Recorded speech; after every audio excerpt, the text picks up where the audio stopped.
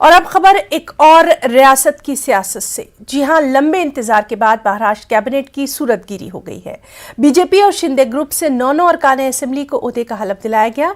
BJP से राधाकृष्ण विखे पाटिल, सुधीर मुंगटीवार, चंद्रकांत पाटिल, विजय कुमार गावुत, गिरीश महाजन, रविंद्र चौहान, अतुल सातवे और मंगल प्रभात लोढ़ा, जबकि शिंदे ग्रुप से गुलाबराव पाटिल, संजय राठौर, सुरेश खाड़े, उदय सामंत, तानाजी सावंत, अब्दुल सत्तार, दीपिका केसर और शंभुराज देसाई को हलफ दिलाया गया। मंत्रिमंडल का विस्तार आज हुआ है। आज से पूरे फुल फ्लेज लोग काम करेंगे और अपने अपने विभाग की पूरी अच्छी तरह से जिम्मेदारी संभालेंगे और इस राज्य की जनता को लोकाभिमुख जो काम चाहिए वो देंगे और पूरी तरह ये राज्य का सर्वांगीण विकास करने के लिए ये सभी लोग सहयोग करेंगे। लेकिन एक और मंत्रिमंडल विस्तार देखने को मिलेगा क्या?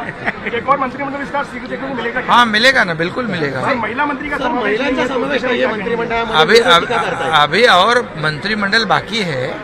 ये तो छोटा मंत्रिमंडल हुआ है, इसके बाद और आगे भी बाकी है ना मंत्रिमंडल।